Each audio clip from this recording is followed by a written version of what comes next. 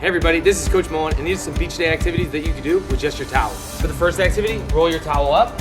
Once you have your towel rolled up, lay that on the ground, and you're going to stand on one side. You're going to jump from side to side, back and forth.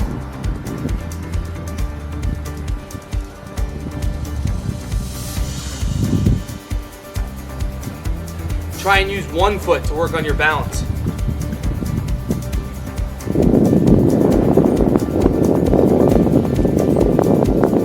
Make sure you switch feet.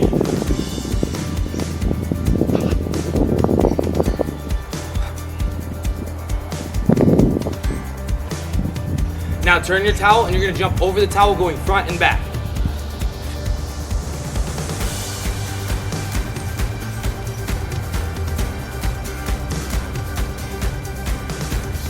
Try one foot again.